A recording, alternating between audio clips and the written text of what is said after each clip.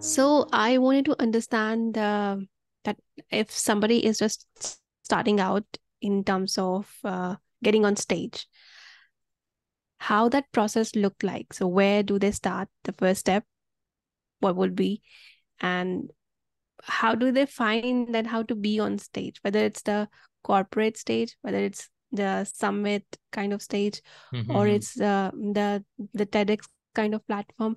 So what if somebody's just starting out and want to build their presence and their branding and on the aspect of setting that personal presence on stage as speaker, how do Mm-hmm. they do that? That's what I wanted to understand.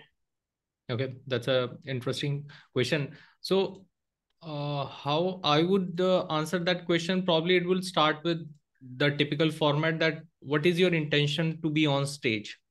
Mm-hmm. So, when you are on stage, what's Mm-hmm. your message? For example, if you are, say, invited to any stage, what's your Right. message? What do you want to share with the people? So let's say I wanted to talk about the valuation aspects, and it's for corporates, it's for CEOs kind of audience. If Okay. we take that for an example. Okay, that makes sense. So Mm-hmm. that's what is the intention, that when we are saying that somebody is coming to speak, we should know that what they are going to speak about. So Right, valuation of the company and the audience is your CEOs, etc., right? right, right, The senior right. leaders. Mm-hmm. Mm-hmm. Now, typically what happens is that the speaking industry is a broad market. Mm-hmm. If there is a professional speaking market, where there are conferences, global conferences, where people are invited to speak there, right? Right, right. So speak there and paid heavily, like paid heavily in the sense of, say, 2 lakh, 5 lakh, 10 lakh, upward of 50 lakh, 1 crore. There are Mm-hmm. speakers like that. So that's one market. But to begin with, how the journey begins, right? Mm-hmm. That's the stage where you are right now. The Mm-hmm. journey would begin with that I should be on some stage, but to a relevant stage. So if I Right. would say this is professional speaking market where people are paid to speak, Mm-hmm. and then there is a market of free speaking. So you, but relevant to the relevant audience. Right. And then there is a market of, say, typical Toastmasters public speaking market, that we are speaking here and there, right? Right.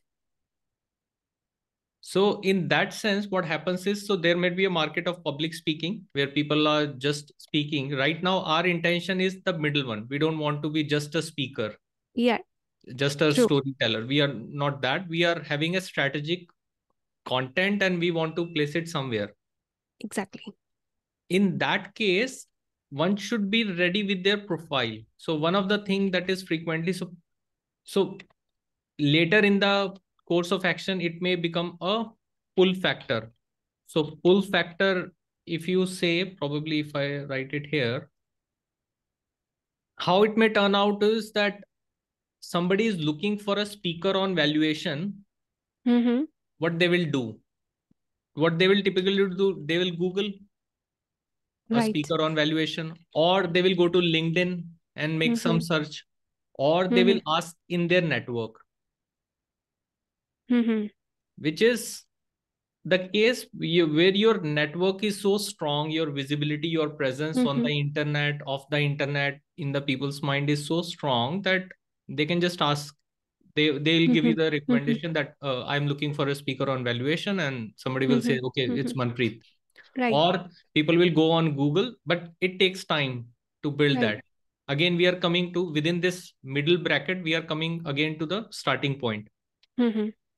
The other factor would be where you are approaching the market. So you might be knowing that this could be an audience where I can deliver my speech. Right. In that case, we start with some easy markets. There are easy, so I'm not decreasing the value in any manner. I'm just saying that these are the some of the common market where we get the access to this speech. To Mm-hmm. begin with, it could be college. Say there is a management college. Mm-hmm. and they might be looking for a guest speaker on valuation. So build your profile, a PDF profile, and then you position yourself that this is going to be my content for the valuation. Now, college, then there are organizations like Lions Club, Rotary Club. They are having their frequent meetings. Every month there are meetings and they are inviting guest speakers. So if you know anyone in Lions Club or Rotary Club, you can ask them that I'm a speaker on valuation, and with so many CEOs in your circle, probably this could be a speech of interest for many. As it's coming to my mind, probably the startup, these hubs are there, right? So many startup hubs, co-working spaces. You can go and offer that session. So these would be some areas where actually you are approaching them. Then when the factor will start running, people will start recommendations. So the top thing will come, the pull factor will come later, and it will start with the push factor. The push is that you are going and telling them that I'm available for speech. Now, having said that, people want something immediately. People will say that, okay, send me your text me your thing, text me your profile.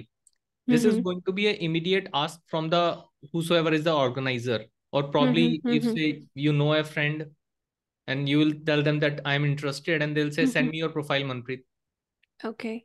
So in that manner, your profile should be ready. So your profile, one is a personal profile, personal in the sense ki, so what makes you a speaker to that field? Probably, as I know you, you are a chartered accountant, right? You are CA.